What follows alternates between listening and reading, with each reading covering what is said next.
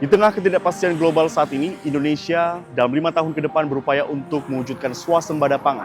Presiden Republik Indonesia Prabowo Subianto menegaskan tidak ada negara yang aman jika tidak bisa menjamin kebutuhan pangan masyarakatnya. Saat ini, ketahanan pangan menjadi prioritas utama pemerintah.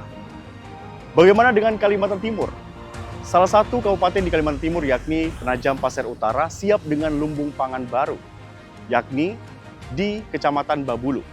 Kawasan ini memiliki potensi yang luar biasa dan menjadi kunci utama untuk mewujudkan swasembada pangan. Bagaimana potensi pertanian di Penajam Pasir Utara dan seberapa siap Penajam Pasir Utara untuk mewujudkan swasembada pangan? Bersama saya, Dimpo Sinaga, kita bahas dalam Fokus Redaksi hari ini.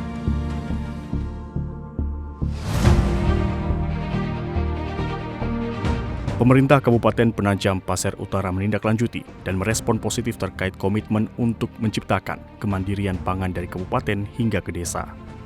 Dan kali ini, saya berkesempatan untuk bertemu langsung bersama Danrem 091 Aji Suryanata Kesuma, Brigjen TNI Anggara Sitompul.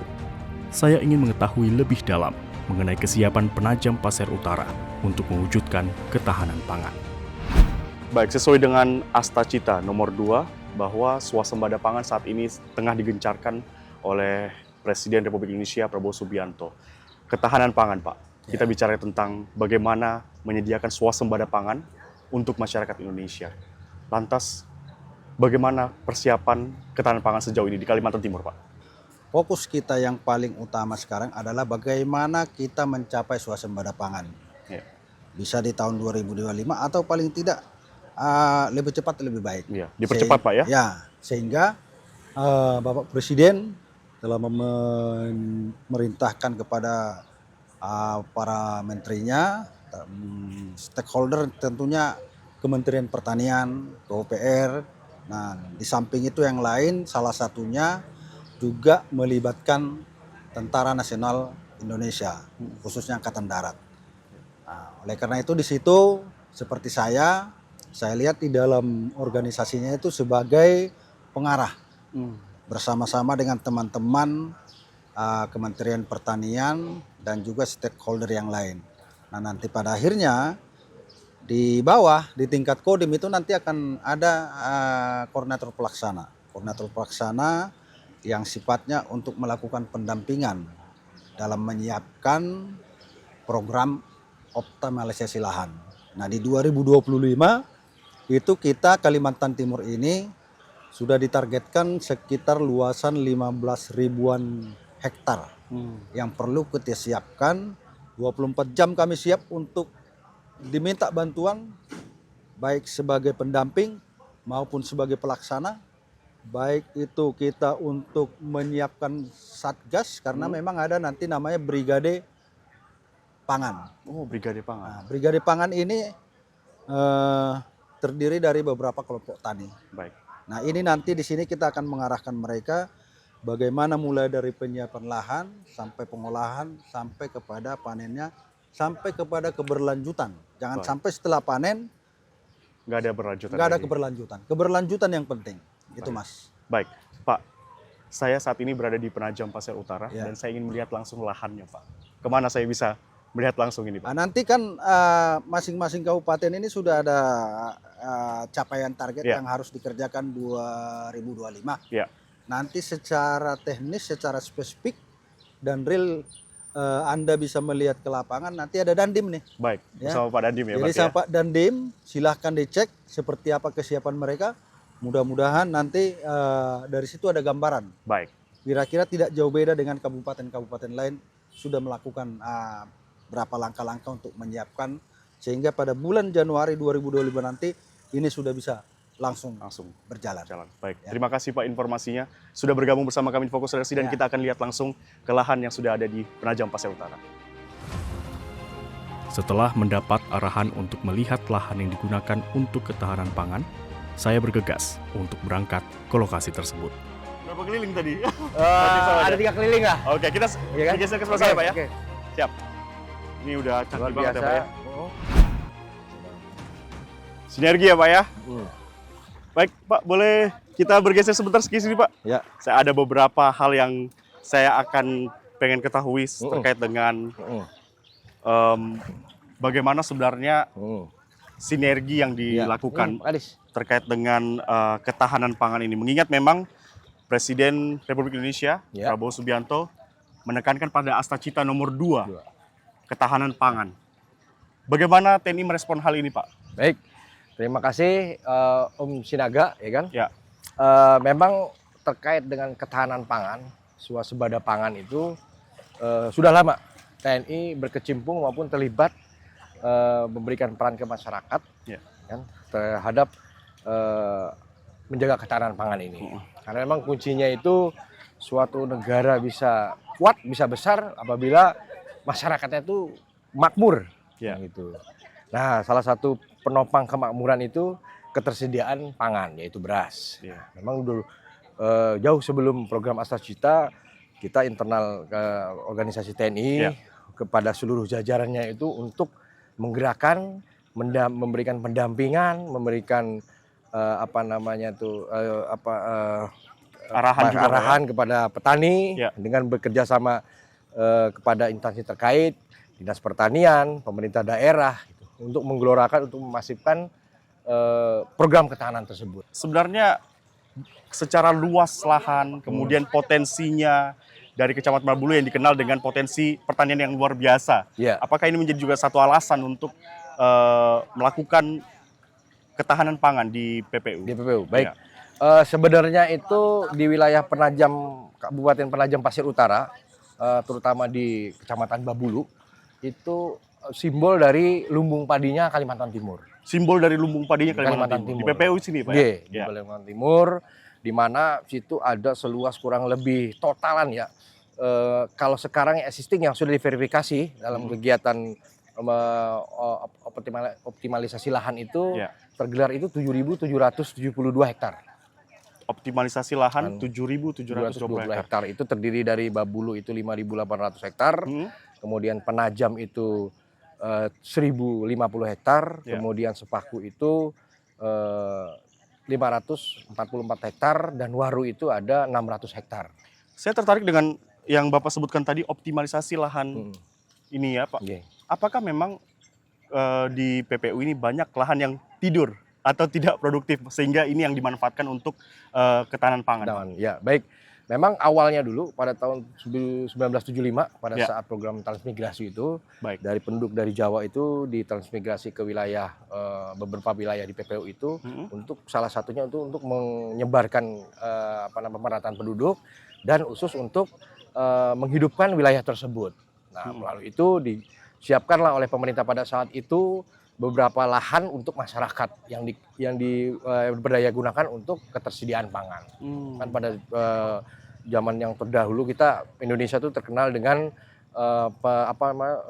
produksi beras terbanyak di Asia Tenggara. Nah, ini kita mau kembalikan lagi pada masa tersebut. Nah, di PPU sendiri, di Babulu sendiri itu sebenarnya kita memanfaatkan lahan yang existing, lahan yang selama ini tidur, dan lahan yang sudah beralih fungsi.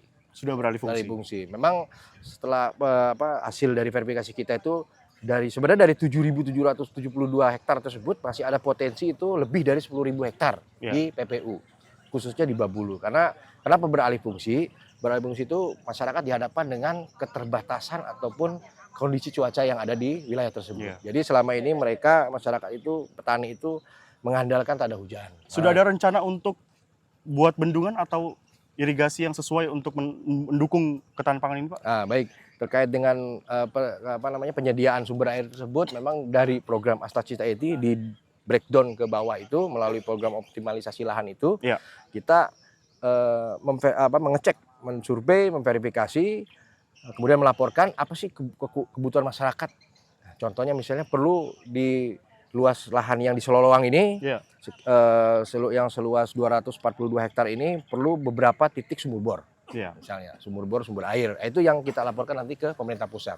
Dan itu pemerintah pusat akan merespon laporan kita dengan melalui program-program yang sudah terkolaborasi dengan Kementerian Pertanian, Kementerian PUPR, dan tentunya di tingkat pelaksanaan atau operasional itu pemerintah provinsi, pemerintah kabupaten, kota, kita yang mengeksekusi. Nah, di level kabupaten itu tentunya kami Kodim itu berkolaborasi dengan pemerintah daerah, kemudian dinas terkait, dinas PU, dinas pertanian untuk mencari data terkait dengan teknis itu kebutuhan fasilitas di sawah apa kan gitu. Target di akhir Desember ini 2024 itu kita sudah mempunyai data CPCL dan data SID, yaitu data akhir tahun 2024 ya Pak ya? Ya, artinya data itu yang dipedomani untuk dieksekusi dilaksanakan di 2025. Targetnya sih di 2025 itu sudah ya kalau memang swasembada pangan itu butuh waktu ya.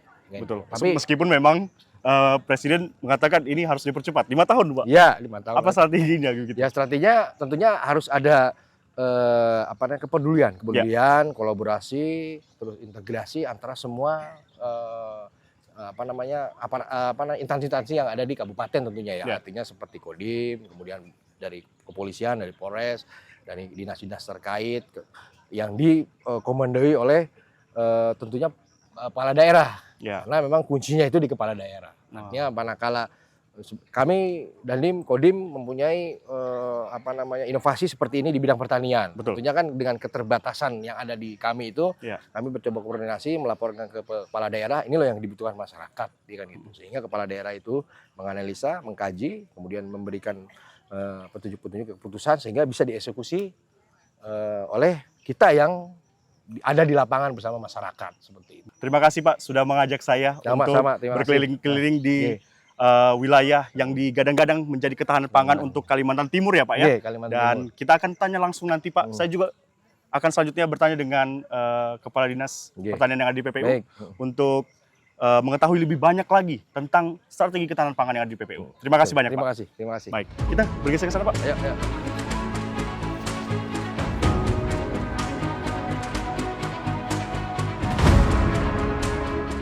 Selain menyiapkan ketersediaan beras, sektor tanaman hortikultura juga sangat penting untuk diperhatikan. Saya kemudian menuju ke lokasi selanjutnya bersama dengan Kepala Dinas Pertanian Penajam Pasir Utara, Andi Trasodiharto, untuk mengetahui bagaimana upaya optimalisasi lahan yang dilakukan. Baik, tadi saya sudah datang ke salah satu area persawahan Pak. Di sana kami juga melakukan tebar bibit begitu Pak ya. Nah, di sana saya melihat sinergi yang begitu luar biasa. Ada masyarakat, ada TNI, dan juga ada dari pemerintah juga. Kemudian bagaimana Bapak melihat sinergi yang begitu baik ini? Sebenarnya apa yang dikolaborasikan Pak sehingga terbangunlah sinergi yang sangat baik ini? Baik, terima kasih. Kunci daripada sinergi adalah komunikasi. Jadi dalam membangun ketahanan pangan ini tentunya pemerintah daerah tidak bisa sendiri. Kita harus menggandeng bapak-bapak TNI, kita harus menggandeng juga bapak-bapak dari Polri untuk membangun bersama-sama bahwa potensi Penajam Pasir Utara untuk mendukung ketahanan pangan luar biasa. Kita memiliki 54 desa dan kelurahan, tentunya mereka punya potensi terkait dengan lahan pangan. Nah ini tentunya salah satu bukti nyata kita menjalin komunikasi, membangun sebuah kelembagaan yang sinergi antara pemerintah, TNI, Polri untuk bisa saling bersama-sama mendukung ketahanan pangan. Karena kunci daripada ketahanan pangan ini kita menjalin komunikasi. Kelembagaan dan kita tata bagaimana mendukung kelembagaan untuk memanfaatkan sumber daya alam yang ada dengan sarana prasarana yang kita miliki saat ini. Gitu. Baik, Pak, ketika Presiden Republik Indonesia Prabowo Subianto langsung mendeklarasikan Astacita tentang swasembada pangan, ketahanan pangan, apa yang pertama kali terlintas di benak Bapak ketika hal itu terjadi? Ya, kami terlintas bahwa kami yakin Penajam Pasir Utara itu punya potensi untuk kuat sekali untuk mendorong pangan kita. Karena di Kalimantan Timur ini salah satunya pendukung pangan itu adalah ibu kota Penajam Pasir Utara. Sehingga ketika perintah daripada Pak Presiden, kami sudah memiliki yang namanya pemetaan. Di setiap kecamatan ada desa dan kelurahan, di setiap desa dan kelurahan itu tentunya kita breakdown menjadi luas-luas lahan-lahan persawahan kita. Di samping luas persawahan kita juga memiliki luas pangan atau lahan-lahan hortikultura yang itu kita paduserasikan. Di Kecamatan Babulu khususnya ada 12 desa yang memang betul-betul dia punya potensi lahan persawahan yang cukup luas. Saat ini kita memiliki kurang lebih sekitar 7.000 hektar lebih di Kecamatan Babulu itu untuk kita olah menjadi lahan-lahan persawahan. Nah, kalau ini memang terjadi, maka di samping itu juga ada beberapa kelurahan desa yang memiliki potensi hortikultura. Ya. Nah, ini tentunya menjadi penopang utama untuk Kalimantan Timur dalam rangka mendorong percepatan ketahanan pangan sesuai dengan perintah Presiden kita. Nah, tentunya di samping itu kami juga mengidentifikasi ada kurang lebih sekitar 672 kelompok tani kita. Nah, kelompok tani kita ini ada kelompok tani hortikultura, ada kelompok ternak, ada kelompok pangan. Oh, sudah terbagi-bagi. Sudah begitu, Pak, ya? terbagi-bagi, iya. Saya Iya. sangat penasaran sekali dan tertarik sekali dengan kelompok tani yang Bapak sebutkan tadi. Apa yang memotivasi mereka begitu erat begitu hubungannya dan semangatnya, komitmennya bahkan untuk sama-sama mendukung ketahanan pangan ini? Iya. Baik, itu yang pertama bagaimana membangun komunikasi, kembali lagi kepada komunikasi dengan kelompok. Dan kami punya kebijakan di daerah bahwa saya menempatkan satu penyuluh di satu desa. Satu penyuluh, Satu desa. penyuluh Ini yang di harus satu diperhatikan desa. ya. Sehingga tidak ada lagi persoalan-persoalan pertanian itu tidak tertampungkan. Jadi ketika ada persoalan pertanian, Pak bagaimana bibit, persediaan bibit kita dengan melalui penyuluh kami, dan kami juga punya yang namanya Balai Penyuluh Pertanian itu di 3 kecamatan. Yang pertama ada di Kecamatan Penajam, itu membawai Kecamatan Penajam dan Kecamatan Waru. Yang kedua ada di PPP Kecamatan Babulu, itu membawai Kecamatan Babulu. Di sana ada 12 desa wilayah binaan kita. Di Kecamatan Sepaku ada 15 desa dan kelurahan, itu satu BPP juga. Sehingga memang setiap BPP ini kita tingkatkan untuk sumber daya manusianya. Sedikit membahas tentang lokasi kita saat ini, Pak. Di sini ada jagung juga Iya. Dukung ketahanan pangan juga. Iya. Ini berapa luasnya, Pak? Bisa dijelaskan, Pak? Jadi kita saat ini berada di UPT Baleh Benih yang ada di Desa Gunung Makmur, Kecamatan Babulu. Mohon maaf, Gunung Mulia di Kecamatan Babulu. Ini adalah hasil kerjasama kita antara pemerintah, TNI, Polri yang bersama-sama itu menanam bersama-sama. Saya kira ini tadi cuma petani aja, Pak, ya? Bukan. Ini kerjasama, Pak, ya? Kerjasama. Kami terima kasih kepada Pak Dandim, kami terima kasih kepada Pak Kapolres yang sudah bersama-sama kami untuk melakukan penanaman. Ini juga salah satu bukti kita bahwa di sela-sela kesibukan bapak-bapak TNI, bapak-bapak Polri masih bisa sempat untuk melakukan upaya penanaman kita.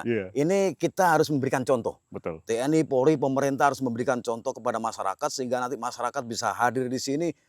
Dan ini juga kita tanam bersama-sama dengan masyarakat. Sehingga tidak ada lagi lahan-lahan yang terpinggirkan. Betul. Mereka lahan-lahan bisa diolah baik itu dengan menggunakan tanaman sayuran di ibu-ibu rumah tangga. Nah, inilah yang kita sebut dengan kemandirian pangan. Jadi dalam rangka mendukung kemandirian pangan, kita juga menggerakkan kelompok-kelompok tani, kita juga menggerakkan ibu-ibu kelompok wanita tani. Sehingga di dalam satu kelurahan itu betul-betul mereka adalah siap ketahanan pangannya. Terakhir, Pak, untuk meningkatkan lagi mewujudkan ketahanan pangan ini, apa yang ingin Bapak sampaikan?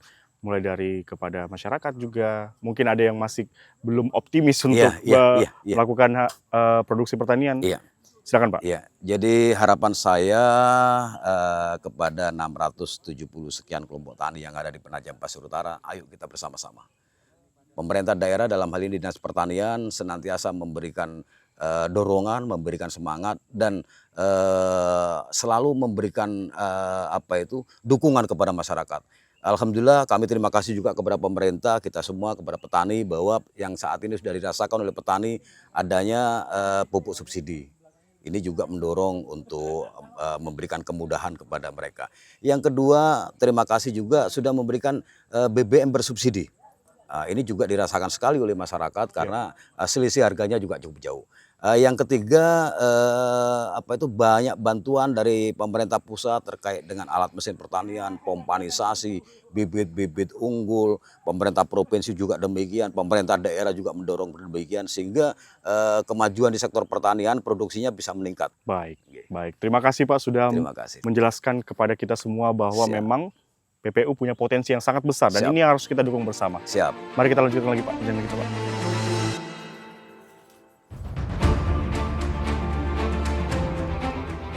Dukungan dan program telah disiapkan dengan baik. Namun, bagaimana dengan petani? Pemeran utama yang mengetahui benar kondisi, bahkan seluk-beluk pertanian. Apa yang mereka butuhkan saat ini, selain program yang sudah disiapkan, sehingga ketahanan pangan ini dapat terwujud.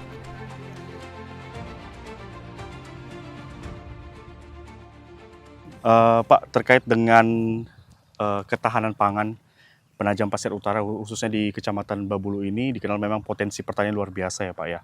Nah, sejauh ini untuk mengatasi dan juga mempersiapkan ya ketahanan pangan ini, dari masyarakat dan petani di sekitar sini, apa yang sudah dilakukan Pak?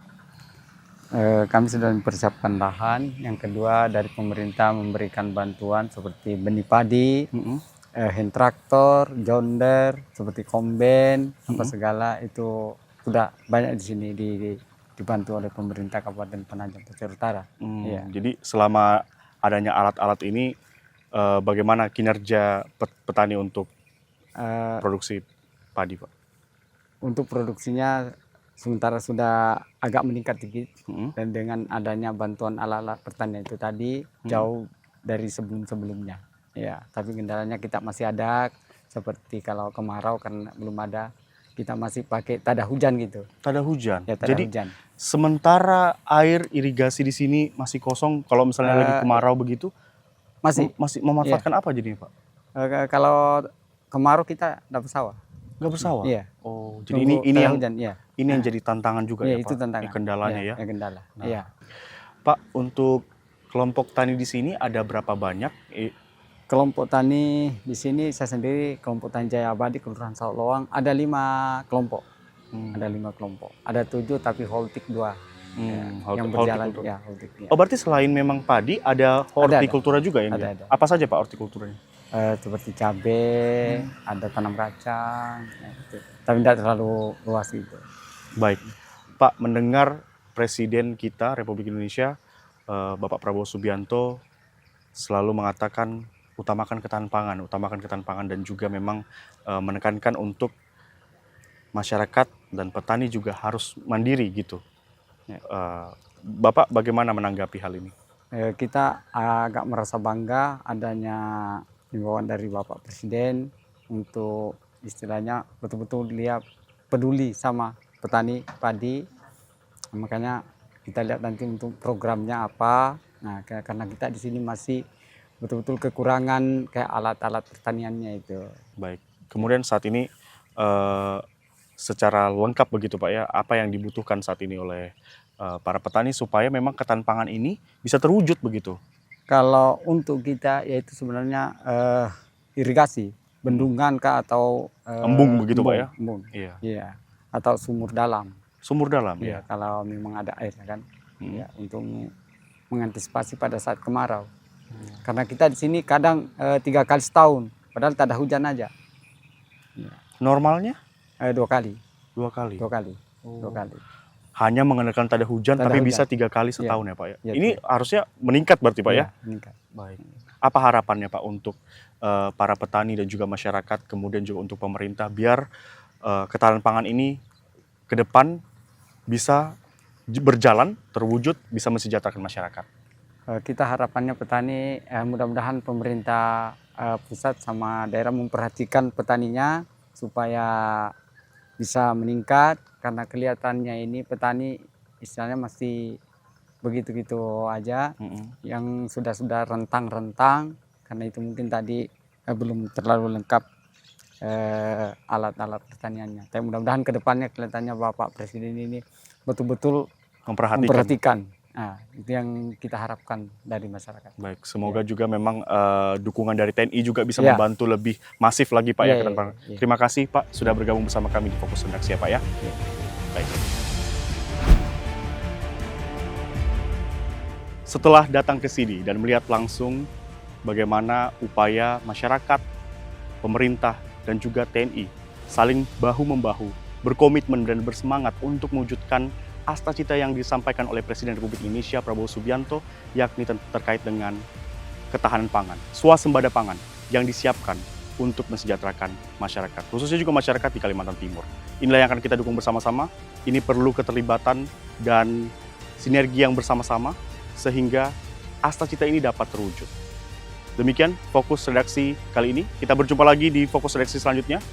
Saya Dimpo Sinaga. Sampai jumpa.